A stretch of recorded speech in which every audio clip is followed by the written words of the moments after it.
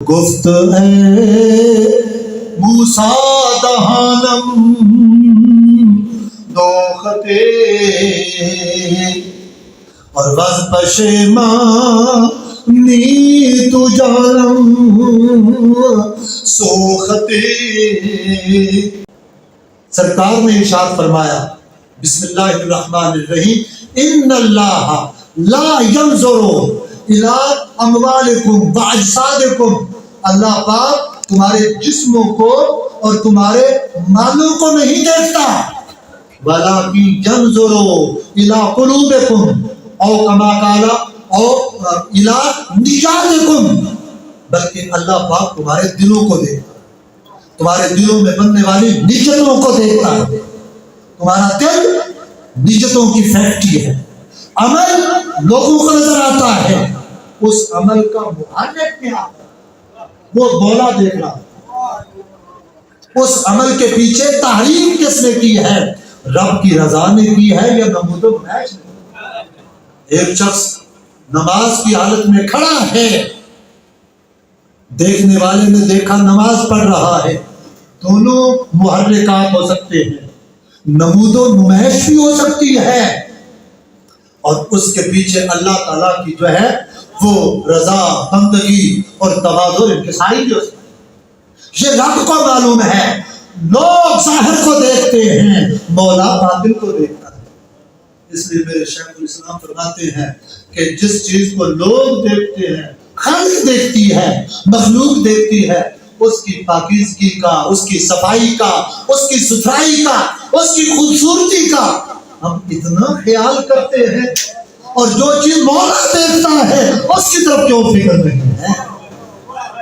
کتو دھومے لتاں کوٹے تیری اندر رہی پلیتی, رب دے نال بھی بندیا تو 420 چکی تھی.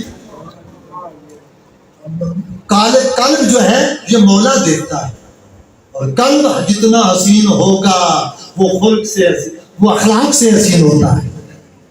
تو اس قلب کو حسین بناؤ.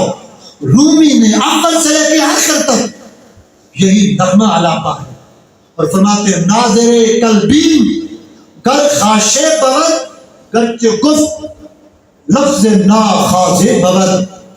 کہ ہم جو ہے دلوں کی جو ہے کیفیات خشوع خضوع کو دیکھتے ہیں. آگے فرمایا حضرت موسیٰ سے, سنیے کہ موسیٰ آدھا بیدانا دیگرن. دانا کہتے ہیں عقل والے, عارف جاننے والے, اور کچھ ہوتے ہیں عشق کے جلوے. اب اس کا ترجمہ میں پھر زہری کی الفاظ میں بھی کروں گا, پہلے رومی کے پڑھوں. سنو موسیٰ آدھا بیدانا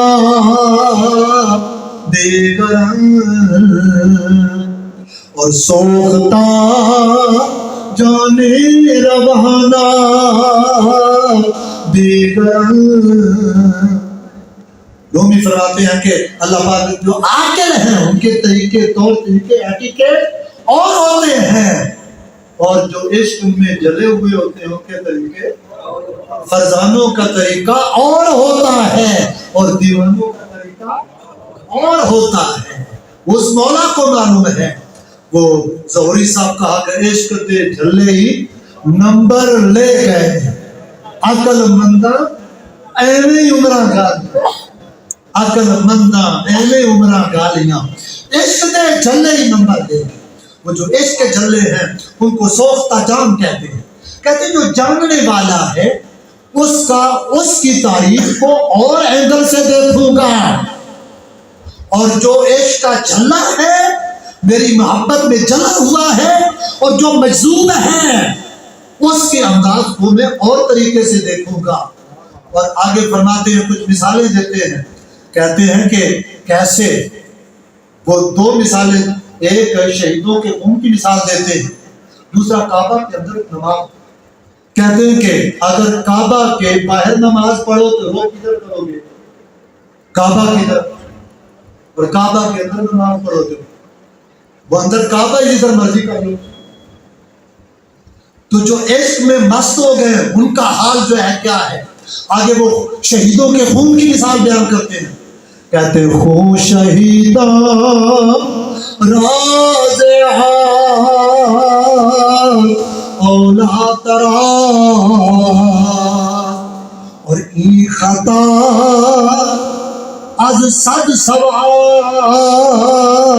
اولا ترا۔ اگر آپ کے جسم پر خون کا کوئی قطرہ لگ جائے تو ڈاکٹر ارشد نقشبندی صاحب سے مسئلہ پوچھے تو ڈاکٹر صاحب کیا فرمائیں کہ ناپاک ہے، نجس ہے، اس کو دو۔ جسم پہ لگ جائے، کپڑے پہ لگ جائے، جب تک پاک صاف پانی سے اس کو دھو نہیں لیتے آپ اللہ کے دربار میں نماز کے لیے حاضر نہیں ہو سکتے۔ کیوں؟ خون نجس ہے۔ رومی فرماتے ہیں کہ جو شہیدوں کا خون ہوتا ہے، اللہ کی راہ میں، اللہ کے راستے میں لڑنے والوں کا جو خون ہوتا ہے، ان کے جسم جو ہے خون سے لت پت ہے۔ چاروں فقہا کو دیکھیں، وہ کہیں گے کہ اس کو غسل کی خون کو صاف کرنے کی ضرورت نہیں ہے، شہید کو غسل دینے کی حاجت ہے، حالانکہ خون سے لت پت ہے، خون ہے تو پھر خون میں فرق ہوا نا۔ فرماتے ہیں کہ شہیدوں کا خون پانی سے بھی پاک ہوتا ہے، جتنا صاف ستھرا طاہر مطہر پانی ہو، شہید کا خون اس سے زیادہ ہے۔ اور کہتے ہیں یہ غلطی ہے، یہ غلطی لیکن 100 درستیوں سے زیادہ بہتر، کیونکہ نسبت کو دیکھا جاتا ہے۔ آگے آخر میں فرماتے ہیں کہ ملت عشق از ہما ملت جدا اور عاشقان را مذہب ملت خدا، کہ عشق کا مذہب الگ ہوتا ہے، عاشقوں کا مذہب، عاشقوں کا طریقہ سارے مذہبوں سے، سارے طریقوں سے جدا ہوتا ہے۔ اور عاشقان را مذہب ملت خدا، عاشقوں کا مذہب بھی خدا ہے اور عاشقوں کی ملت بھی خدا ہے۔ عاشقوں کا انداز ہی الگ ہوتا ہے۔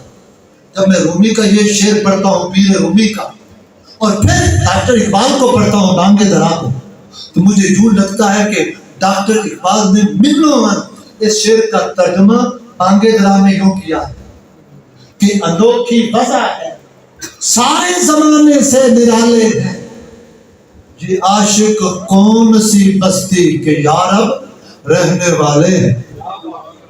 عاشقوں کی بستی الگ ہوتی ہے، عاشقوں کا ٹون ہی الگ ہوتا ہے۔ یہ عاشق کون سی بستی کے یارب رہنے والے ہیں۔ اس لیے اقبال نے ایک اور مقام پہ فرمایا، عقل و دل و نگاہ کا مرشد اولی ہے عشق، عشق نہ ہو تو شرق ہوتی بت قدائے تصورات۔ عقل کا امام بھی عشق ہے، دل کا امام بھی عشق ہے، اور اگر عشق کا تصور نکال دیا جائے تو دین بت قدائے تصورات بن جائے۔ عشق اول، عشق آخر، عشق کل، عشق شاخو، عشق نخلو، عشق کل، اور نگاہ عشق و مستی میں وہی اول، وہی آخر، وہی قرآن، وہی فرقان، وہی یاسین، وہی طٰہٰ۔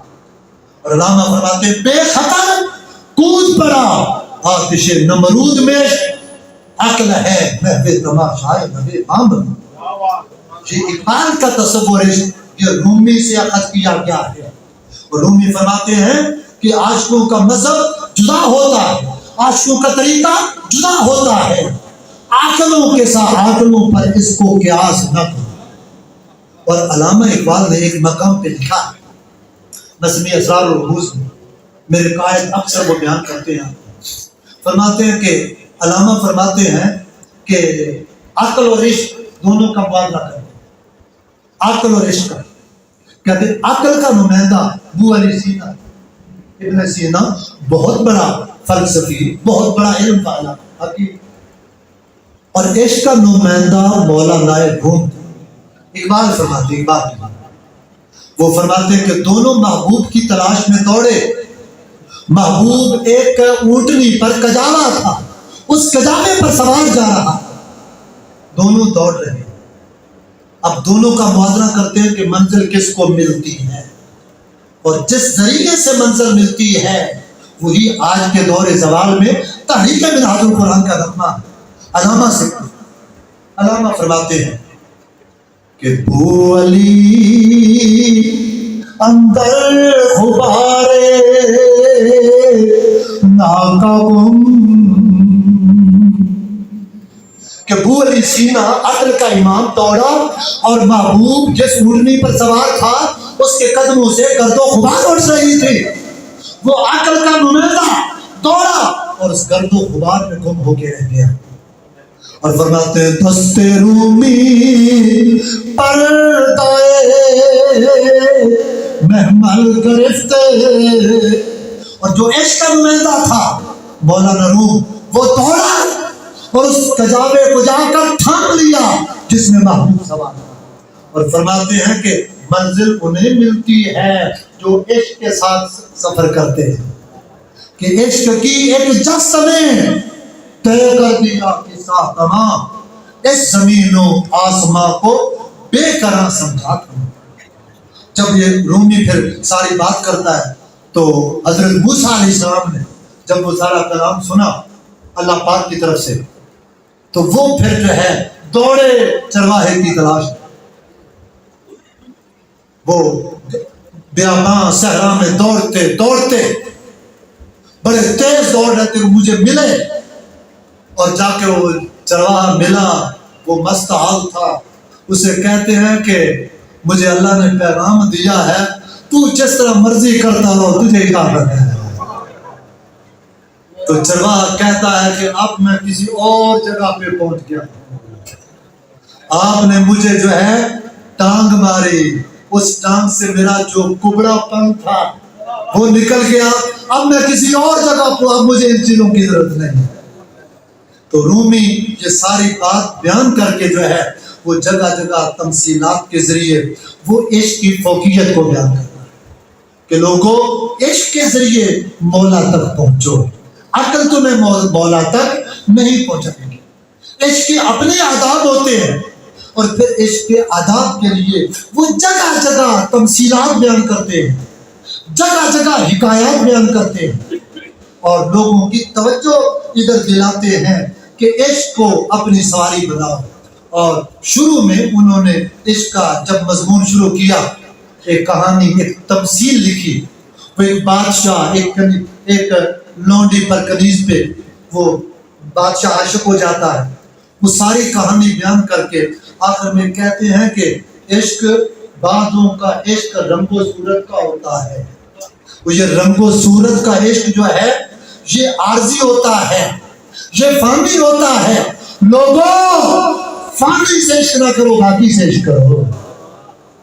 وہ فرماتے ہیں عشق ہائے کز پہ رنگ بود،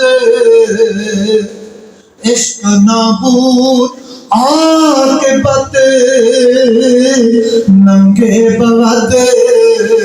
یہ جو صورت کا عشق ہے نا، یہ جو رنگ کا عشق ہے، کل رنگ جو ہے پھیکا پڑ جائے گا، صورت جو ہے وہ کبڑی ہو جائے، کمزور ہو جائے گا۔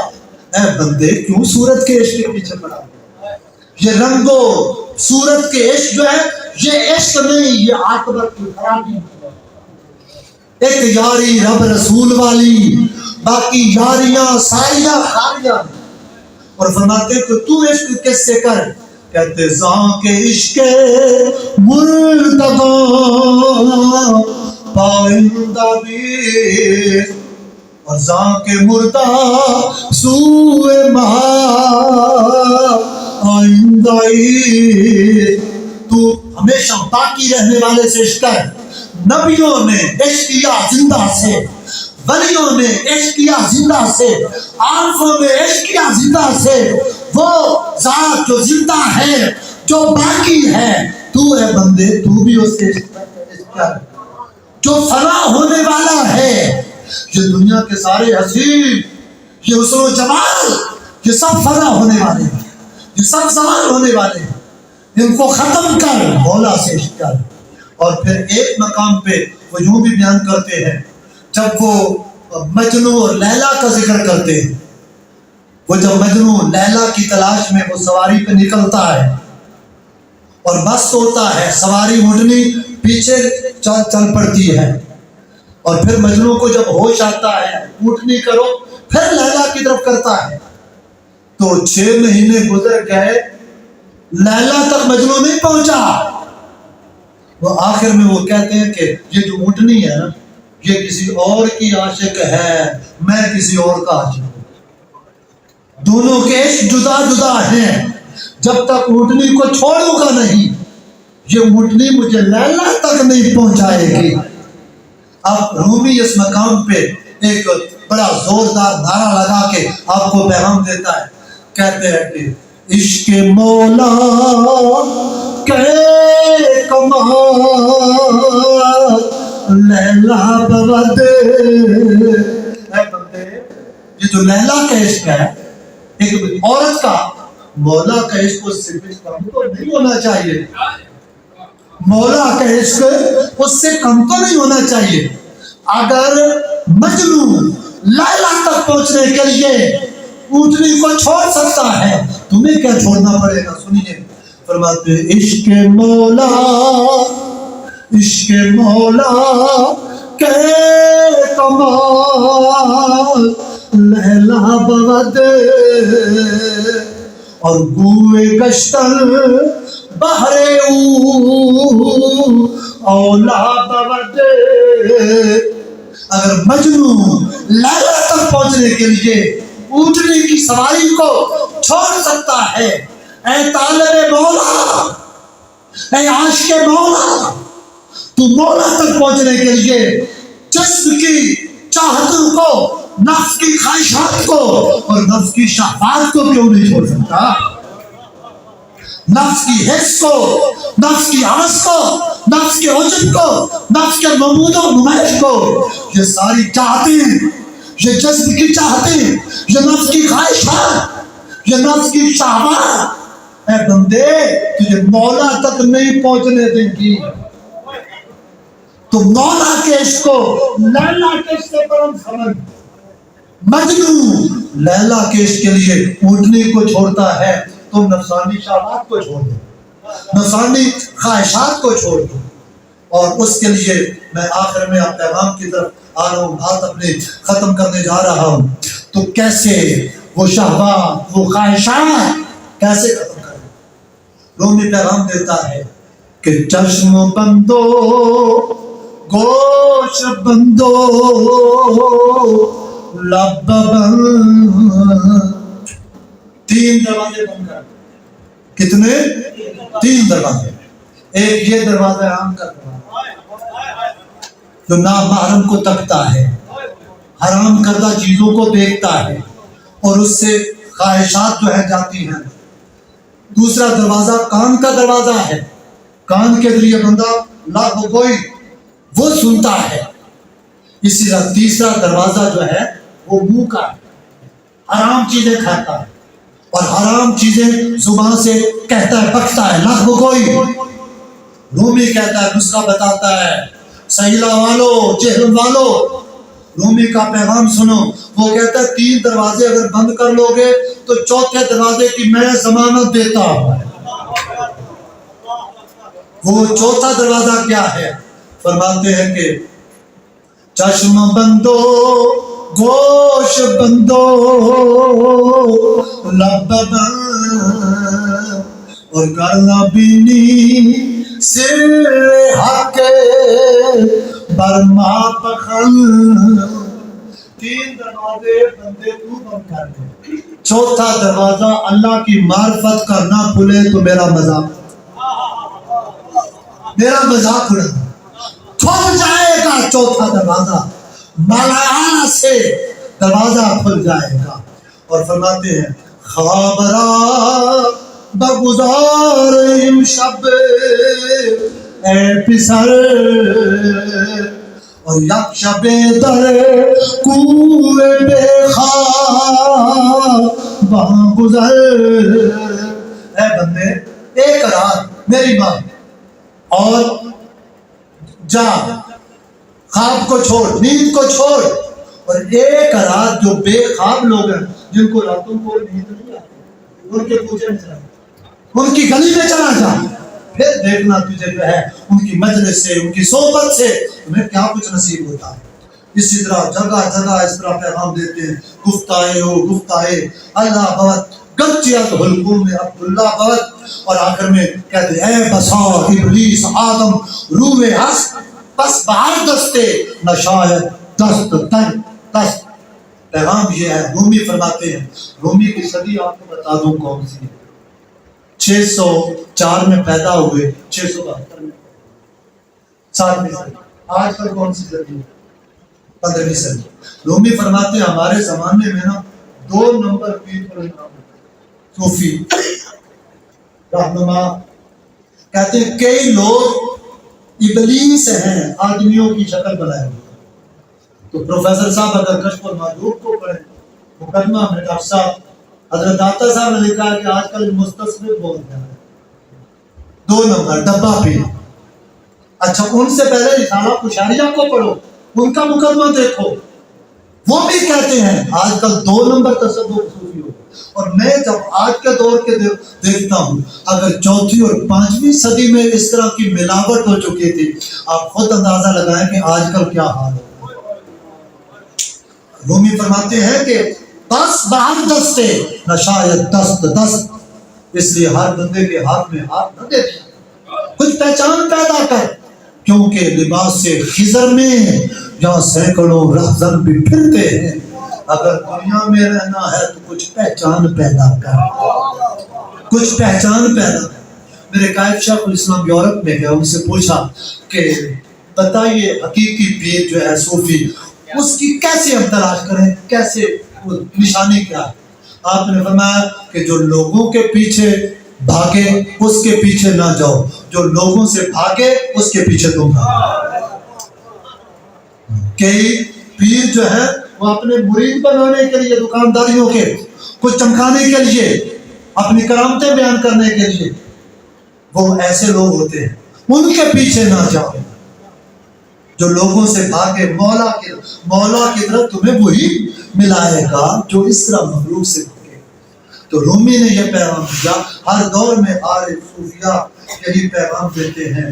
اور آگے آخر میں فرماتے ہیں از بہاراں کہ شود سر سبز سنگ خاک شوتا گل بروئے رنگ رنگ سالہاتو سنگ بودی دل خراج آزمون یک زمانہ خاک بار. رومی فرماتے ہیں کہ تو جب موسم بہار آتا ہے تو اس وقت پتھروں پہ سبزہ نہیں, بہار کے موسم میں پتھروں پر سبزہ نہیں اگتا. سبزہ کہاں اگتا ہے؟ خاک پہ. کہتے ہیں مٹی بن جا, مٹی ہو جا تاکہ تجھ پہ سبزہ ہوگے. اور فرماتے ہیں سالہا تو سنگ باشی دل خراج, ایک زمانے تک تو لوگوں کے دلوں کو دکھانے والا پتھر بنا, تیری باتوں سے لوگوں کے دل دکھتے رہے. اے بندے اب میری ماں کچھ دیر کے لیے تو جو ہے خاک بن جا, خاک بن کے آزما, پھر جو ہے تجھ پہ کیسے اللہ پاک رنگ جماتا ہے کہ دانا خاک میں مل کر گل و گلزار ہوتا ہے. مٹا دے اپنی ہستی کو اگر کچھ مرتبہ چاہے کہ دانا خاک میں مل کر گل و گلزار ہوتا ہے. تو حاضرین گرامی قدر, یہ رومی کا یہ ایک آپ کو نمونہ بیان کیا, ایک نمونہ ہے. ڈاکٹر ارشد نقشبندی صاحب نے بھی اظہار خیال کرنا ہے, تو میں آخری بات بس پیغام کے طور پہ یہ ایک معاف کر کے ختم کر رہا ہوں کہ رومی کی تمثیلات بندے کے اندر تبدیلی چاہتی ہیں. ایک مقام پہ وہ فرماتے ہیں کہ 4 بے وقوف دوست تھے, وہ ہر جگہ اکٹھے رہتے. ایک دفعہ ایسا ہوا کہ نماز کا وقت کھیل رہے تھے, تو کہتے چلو نماز پڑھاتے ہیں. نماز کے لیے مسجد میں آئے تو ایک نے کہا اذان کا وقت ہو گیا, اذان میں دوں گا. دوسرا کہنے لگا اذان آپ نے دینی ہے, پھر میں امامت کروں گا, میرے پیچھے بیٹھے ہوئے. انہوں نے کہا ٹھیک ہے. ایک دوست نے 4 دوستوں میں اذان دی. اس کے بعد دوسرا دوست آگے کھڑا ہو گیا, پیچھے 3 دوست کھڑے ہوئے. اچھا, ادھر مسجد کے جو امام صاحب تھے, وقت ہو چکا تھا, تو وہ بھاگے بھاگے آئے کہیں مسجد انتظامیہ جو ہے وہ ناراض نہ ہو. تو انہوں نے نا تیزی میں آ کے سانس پھولا ہوا کہا اللہ اکبر. جو ہی اللہ اکبر کے کلمات ان دوستوں نے سنے, وہ جس نے اذان دی تھی نا وہ نماز پڑھ رہا تھا, نماز پڑھتے ہوئے وہ کہتا ہے قاری صاحب اذان ہو گئی ہے, تکلیف نہ کرو. نماز پڑھتے ہوئے. دوسرے نے اس کو کوہنی ماری, اور کوہنی مار کہتے ہیں نماز میں نہیں بولتے, نماز ٹوٹ جاتی ہے. تیسرا جو پیچھے تھا وہ کہنے لگا تم دونوں کی نماز ٹوٹ گئی, تم دونوں بولے. جو چوتھا تھا امامت کرا رہا تھا, اس نے ہاتھ باندھے ہوئے تھے, ہاتھ اس طرح بلند کیے, مولا تیرا شکر ہے میری نماز نہیں ٹوٹی. تو نماز سبھی ٹوٹے. رومی فرماتے ہیں ویسے لطیفہ ایک عید کے طور وہ کہتے ہیں ہم میں سے ہر بندہ دوسرے کے عیب کو دیکھتا ہے, اپنا عیب دکھائی نہیں ہوتے دیتا. اس طرح معاشرہ سارا خراب ہو گیا. اگر ہم میں سے ہر بندہ یہ تہیہ کر لے کہ ہم نے اپنی غلطی دیکھنی, اپنا عیب دیکھنا ہے اور اس کو ختم کرنا ہے, تو دیکھنا جو آپ کا معاشرہ جو ہے چند دنوں میں جنت نظیر میں بن جائے. ہم دوسروں کی غلطیوں کو پکڑتے ہیں, اپنی غلطی دکھائی نہیں. تو رومی کا ورفا کا دوستو یہ پیغام ہے کہ اپنے من کو صاف کرو, اپنی غلطیوں کو پکڑو, اپنے نفس کی خرابیوں کو دیکھو, نفس کی خرابیوں کو دور کرو, دوسروں کے پیچھے نہ پڑو. ہر بندہ اپنی خرابیوں کو دور کرے گا تو سارا معاشرہ جو ہے وہ ان خرابیوں سے دور.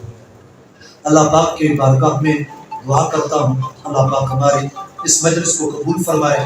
تحریک منہاج القرآن کوٹلہ فقیر یونین کونسل, کوٹلہ فقیر, اس کے تمام ورکروں کو اللہ پاک جزائے خیر عطا فرمائے. انہوں نے آج کے اس غیر گزرے دور میں روحانی قدروں کو, تصوف کو پھر سے زندہ کرنے کے لیے اس طرح کی مجلس کا انعقاد کیا. لوگ تو ایسی مجالس سے بہت دور جا چکے. تحریک منہاج القرآن آج کے دور زوال و انحطاط میں, الحاد اور بے دینی کے دور میں پھر سے ایسے چراغ روشن کر رہی ہے تاکہ لوگوں کا مٹتا ہوا تعلق بندگی پھر مولا سے. اور اللہ پاک ہماری اس مجلس کو اپنی بارگاہ میں قبول و منظور فرمائے.